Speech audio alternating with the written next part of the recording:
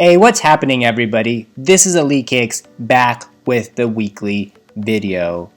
Before I get into today's video, everybody, I want to thank everybody so much for helping this channel cross 1,000 subscribers. I just wanted to put a channel on there that helps people understand algorithms, help people cop sneakers manually, because I fully understand the struggle. With that, in today's video, we're going to be talking about the top 5 websites, apps, whatever you want to call them, to cop sneakers manually. And the reason I thought of this particular topic was I've noticed over the past year how much more difficult it's become to cop sneakers in store. And what we're not talking about is, the Flex app or Finish Line JD exclusive access, because I've put out information about how to improve your chances. But we're actually talking about walking into a Foot Locker, walking into a Finish Line, and actually getting a hype sneaker. There's a lot of Jordans that are sitting, but what everybody doesn't understand is that Pandas restock, Military Black 4s restock. There's those restocks are so hard to come by, and unfortunately, over the past year, it's just become more and more difficult. Before we get into today's video, I just want to remind everybody the Discord is open. I'm going to put the link here in the description of this particular video. We've created a pretty good group in the Discord. Recently, just so everyone knows, we've been talking a lot about the Air Jordan 1 Low Travis Scott and the Reverse Mocha colorway, about how to best position your accounts now to be able to increase your chances on copying. So if that is something you're interested in terms of, hey, I'm really interested in this particular release, how can I best increase my chances? How can I best maneuver the algorithm? How can I get those advanced tips? Then this is the Discord for you. With that, guys, let's jump into today's video. I'm going to count down from 5 all the way to 1. Now, 5 is basically going to be any raffle site. Think of SNS, Foot Patrol, Exhibition, Social Status, Ama Manier. And I know what everybody's thinking, that, hey, if I enter all these online raffles, my chances are limited. That doesn't mean you should ignore it. You should enter all the raffles. And if you have difficulty keeping track, just open up a notes page on your phone somewhere and keep track of all the raffles you've entered into. I've hit on SNS multiple times. They definitely get a good amount of stock. So you never want to ignore those online raffles. Now, in line with that is there's also in-store raffles. Don't forget about that. For example, there's a local Atmos in my area. They do in-store raffles for the hyped sneakers. Again, your chances of hitting in-store are obviously going to be greater than online, so you never want to forget about these raffles. You always want to put in your raffles, always want to maximize your chances on getting whatever size you're trying to get. Now, numbers 3 and 4, I debated going back and forth on in terms of where exactly they would land. So for me, at least, they're probably similar, and what we're talking about is DSG and Finish Line JD Sports.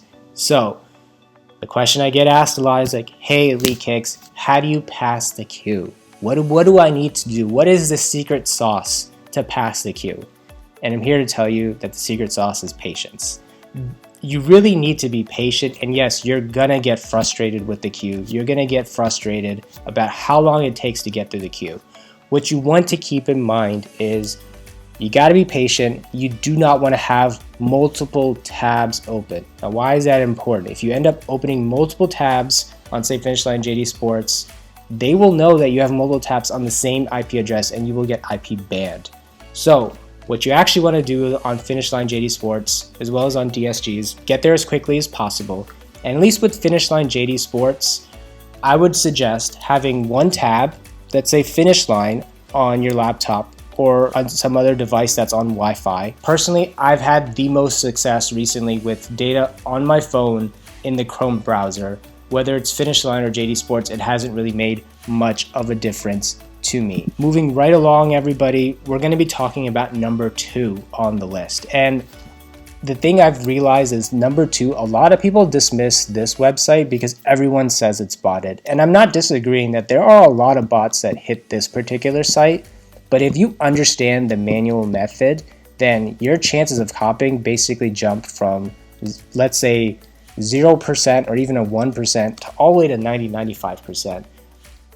Every single release I've gone through for this method, I've almost hit. I think there's maybe one release, maybe it was the Hyper Royals or something like that, I can't remember exactly, that I didn't hit with this particular store. And it's obviously, we're talking about Hibbett Sports. I dropped a how to cop video about 2 or 3 weeks ago.